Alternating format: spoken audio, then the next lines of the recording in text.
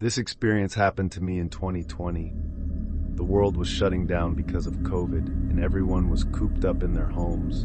Being an avid backpacker and camper, I used CO as an excuse to travel to different national parks and camp out in different places. One of those places was a creek in Rocky Mountain National Park, Colorado, without giving away my identity or revealing too much personal information. Let's just say something happened with my job back in 2019 that caused my reputation to kind of suffer a bit, and a good number of people despised me. I had to change apartments, get a new phone number, and eventually quit my job.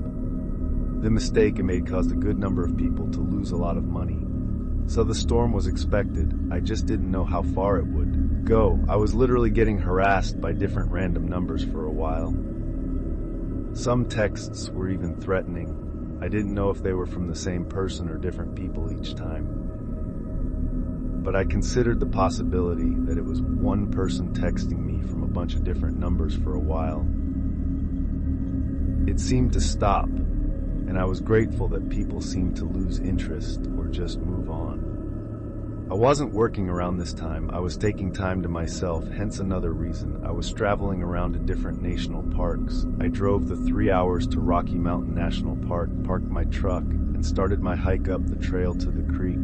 There was nobody else there. I'm sure that was because this was right when the lockdown started and people were taking it very seriously and not leaving their houses, and it was also still the winter time. There was a thin sheet of snow on the ground, hard enough that it made that loud crunching sound with every footstep. After a little while, I made it to the creek, and it wasn't frozen, it was still flowing. It was incredibly peaceful, and this was a detox I needed from the stresses of my life at the time. I found a place a little ways off the path to set up camp. After the tent was set up, I chopped up some wood, started a fire, and cooked some sausages on the stove. Then I started reading my book by the fire. After finishing a few chapters, it was getting dark out. Thank God for headlamps. I rolled a J and started smoking it. After a few hits, I felt my phone start going off. Honestly, apart from my family, I don't have a lot of people texting me, so I pulled out my phone from my jacket pocket and saw a bunch of texts from an unknown number.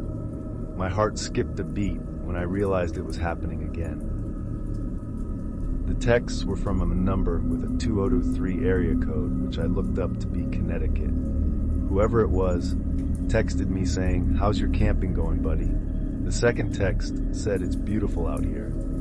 The third text said, "I see why you came up here." My default reaction was to respond, "Who is this?"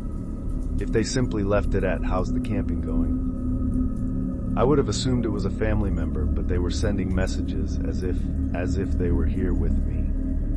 The weed had already entered my system, and I was definitely high. This did not help my anxiety one bit. I felt extremely paranoid and started looking around me, standing up and doing a complete 360, looking in every direction out to the increasingly darkening woods. I went to get my P365 handgun from my bag just to make me feel safer. Usually I'd put a fire out before calling it a night, but as paranoid as I was feeling now, the thought of being in total darkness freaked me out. I went into the tent and crawled onto my sleeping bag. I stared at my phone at the texts, waiting for a response, which didn't come. Minutes dragged on, and I just wanted the weed to wear off, honestly.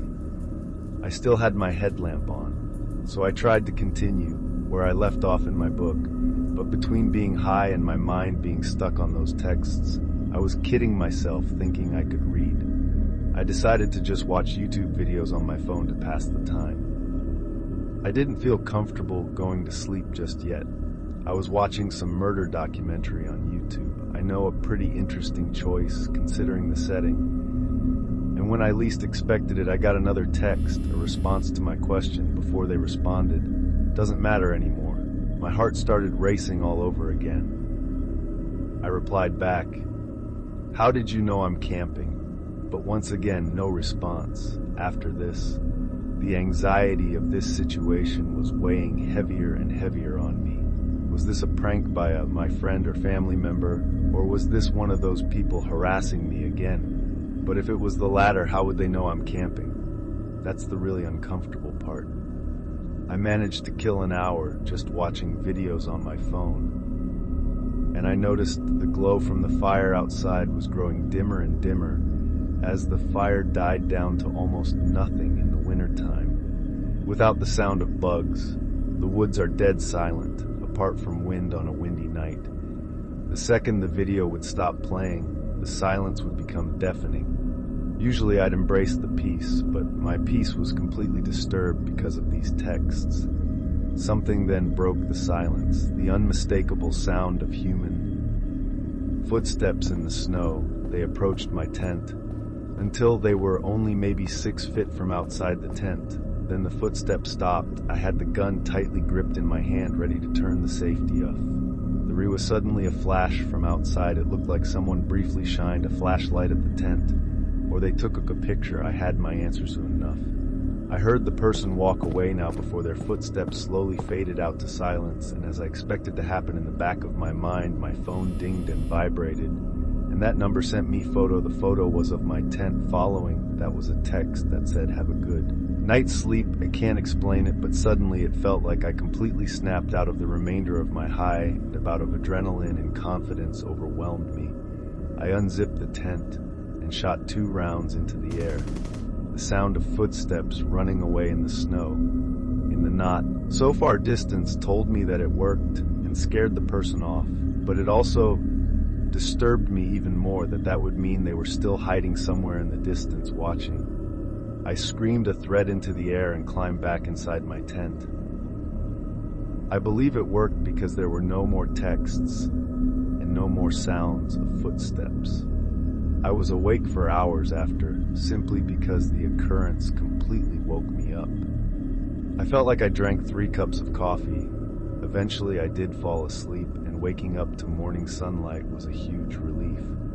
Whoever followed me, they was not ready for me to pull a gun. I definitely don't seem the type of person that would own a gun. And I know that was my first time shooting that gun since buying it. And in fact, my only time to this day. Whoever had been texting me, harassing me, and apparently stalking me, apparently decided it back off when they found out I had a gun, because almost 5 years later now, and I haven't been bothered.